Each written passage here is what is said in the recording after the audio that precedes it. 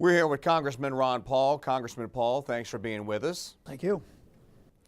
Let me start off and ask you, what kind of reaction did you get Monday night after the debate in New Hampshire?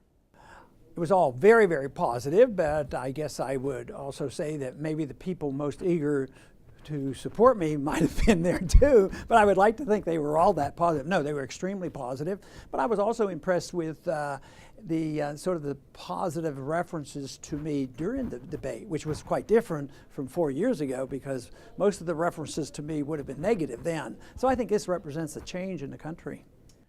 Congressman Paul, Senator Lindsey Graham said that he had a question that he would like to ask those that are for a rapid withdrawal from Afghanistan. I want to read this to you, and it's a direct quote. Quote, "How can you allow the Taliban to come back in Afghanistan and not eventually affect our national security?" End quote. Congressman Paul, how do you answer that question? Well, he's all mixed up because the Taliban doesn't even set a goal to come here. Their goal and the purpose of the Taliban is the same as I mentioned in my speech. They're part of the Mujahideen. It's an outgrowth of the Mujahideen that we were allies with to throw out the occupiers in the 80s when the Soviets were there. And therefore he has it all wrong. If he doesn't want the Taliban to get radical and become more like Al-Qaeda, where they want to come here to kill us, they're much more aggressive because a small number, a small percentage, if he doesn't want that to happen, which nobody wants to, he should avoid the incentive. The incentive is our presence there. He should try to understand the history of what's happened in Iran. We went in and set up a dictator, Mossadegh in '53, and he was our guy, and we, stole in a way the oil, and we did well at the expense of the people. And what happened? That radicalized, the people in opposition, and that's how the Ayatollah came in. So I'm sure he does it with good intention, but he really doesn't understand history. He doesn't understand what's going on, and it's a deadly misunderstanding. Because as long as he goes in that vein, he just means let's kill more Taliban. And every time you kill a Taliban or kill, have somebody killed innocently, and there are plenty of innocent deaths over there, and we do it from 30,000 feet or from a drone or something like this, all that does is build up anger and converts more people from Taliban that just wants to get rid of the occupiers and convert them into the Al-Qaeda. Now, Graham also said that, and again I quote, "We need to help those who will fight the terrorists in their own backyard. That's what Ronald Reagan would have done. That's what I want my party to be. The party that will defeat radical Islam and stand by those who will fight them in their own backyard." End quote.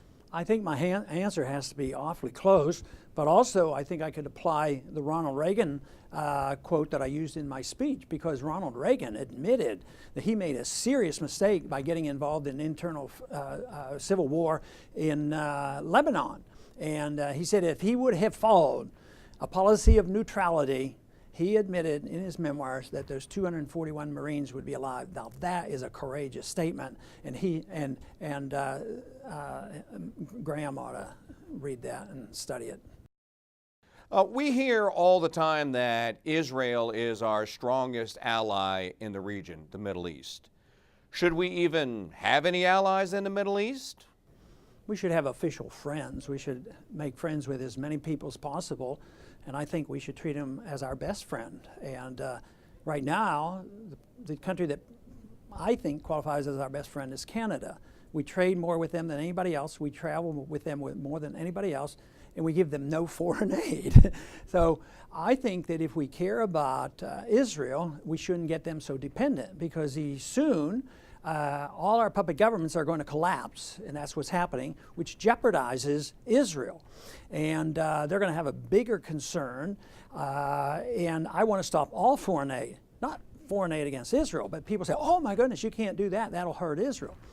But the Arab nations surrounding Israel get 7 times as much aid as Israel gets.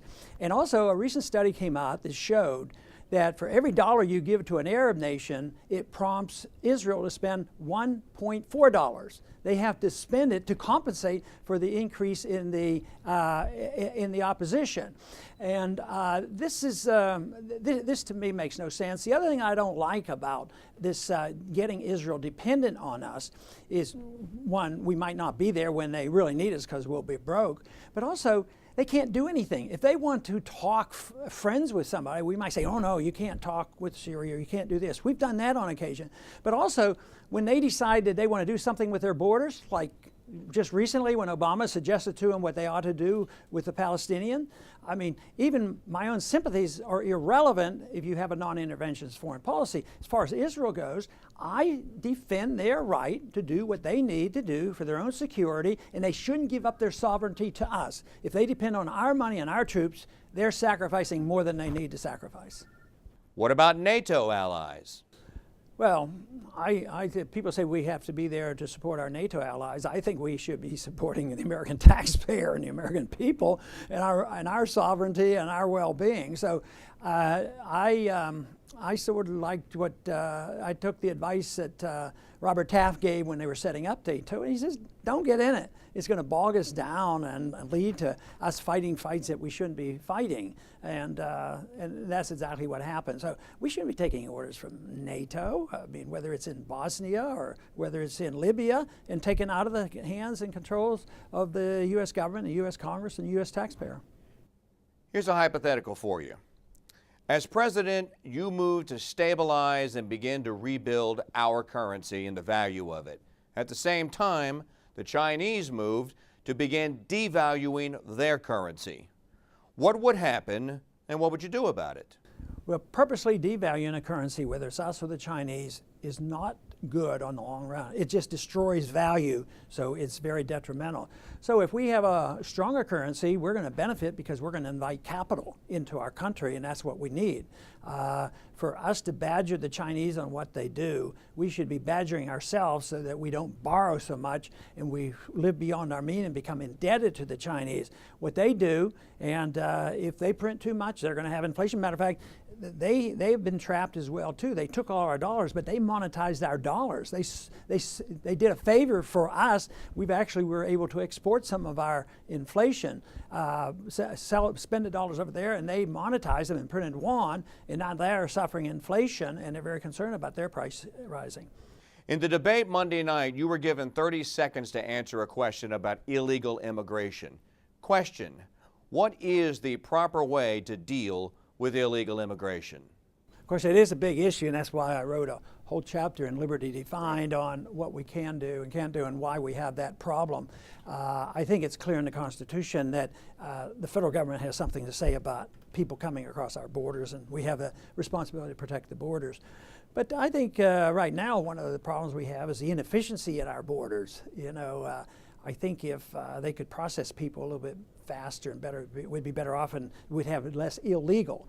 But I basically say the people who have come here illegally, no amnesty, no citizenship, no mandates to get free medical care and free education. The federal government telling states, bankrupting our southern states, that they should not, and I don't see how it's possible where you can round up 20 million people, but I would not give them citizenship benefits and allow them to vote. I think that would be very detrimental. But it is the welfare system that helps encourages this. Even when we had good times, people came to my office wanting more workers because a lot of our people wouldn't work. And so I think welfare is bad both because it doesn't prompt some of our people to work when they should be, and it encourages those who come here illegally to use our services. It's part of the reason that California is bankrupt. I mean, to the tune of billions of dollars, I think it's maybe $9 billion in a year that they use to give free benefits to illegals. So that should not be, and I think it would iron itself out. But I worry a little bit about immigration. I think in my chapter I write about be careful about ID cards and fences and all, because it may backfire.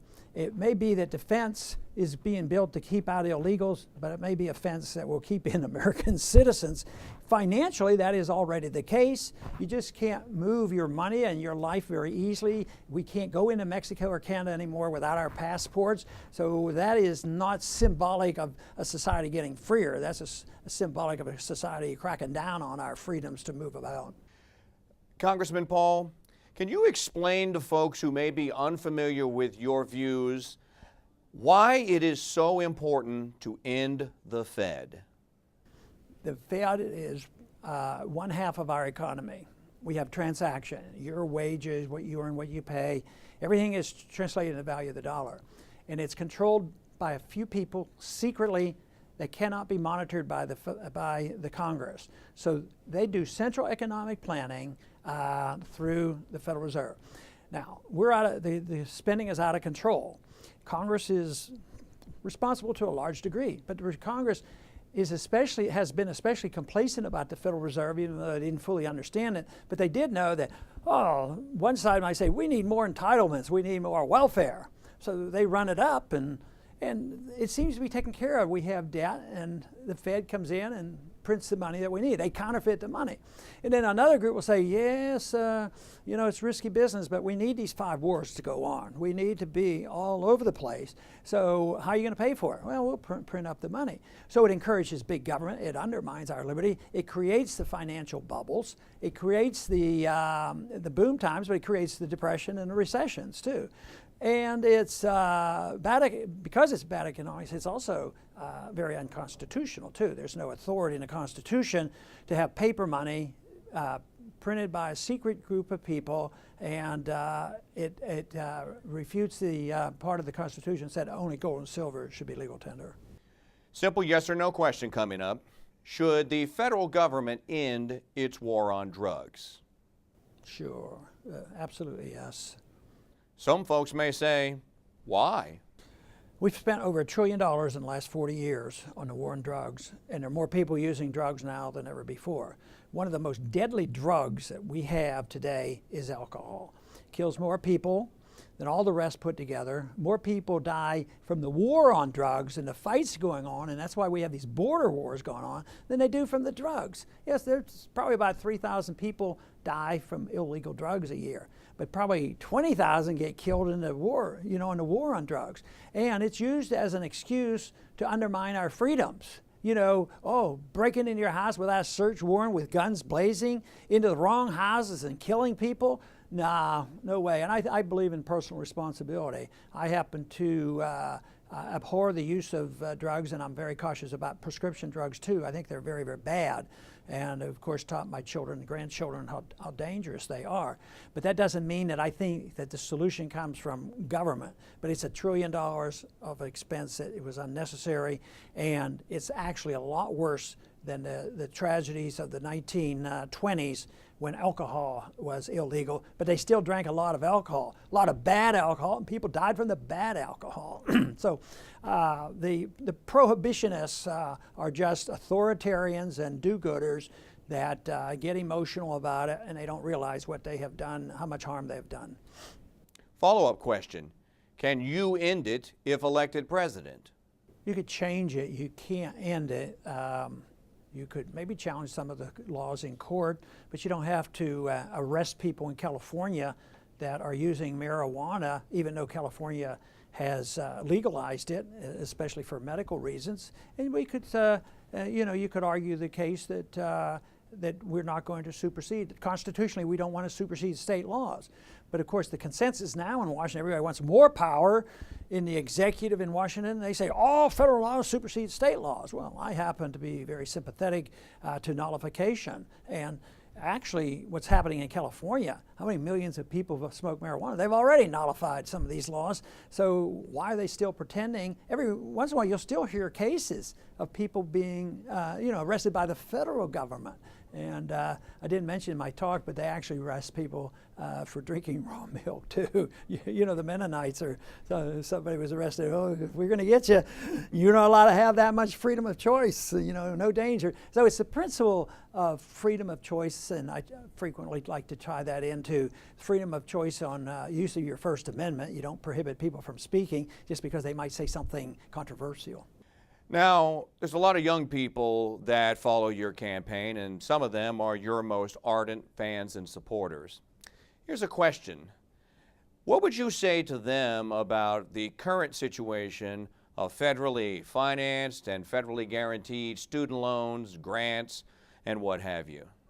Well, nationalizing won't hurt. I think we should phase it out. I think those loans ought to be paid off when they can, but we should stop promoting that.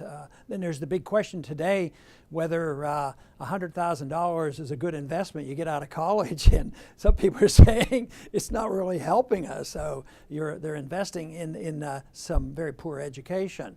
So when I went to college and medical school, you know, I always had a job on the side. Always had my wife have a job on the side too. So that way, you know, you paid your way. But it wasn't that expensive. Today, because of the inflation, plus because the government pushes money into these areas, like whether it's medicine or education, it doesn't increase quality, it increases prices. So you have to change all that. But nationalizing it isn't a good idea, but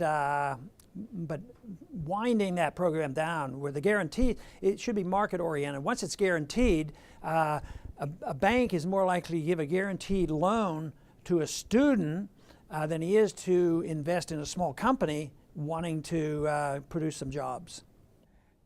At the debate in New Hampshire, some frivolous and silly questions were asked of the candidates. Really didn't have any impact on what you would do or what you thought you would do as President of the United States. But I thought that we may try this exercise, and so I wrote a couple of questions that I think actually are relevant and would have something to do with you discharging your duties as President of the United States. I call it Rapid Fire with Ron Paul. Are you ready? We'll try.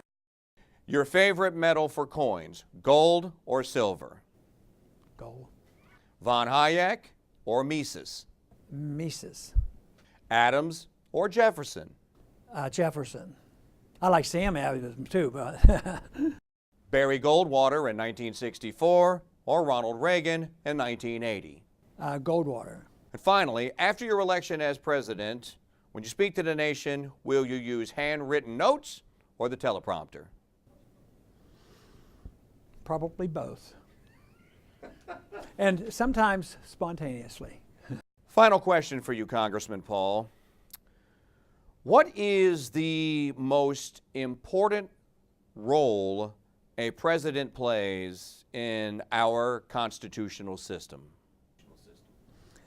Setting the standard and the tone of how a free society works, to convince people that people can take better care of themselves than government, and they need to get off this addiction to government caring for them from cradle to grave, and I think that would solve most of our problems. Congressman Paul, I want to thank you for taking some time out to sit down with us and answer questions. We really appreciate it. Wish you best of luck in your campaign, and God bless, my friend. Thank you. Thank you.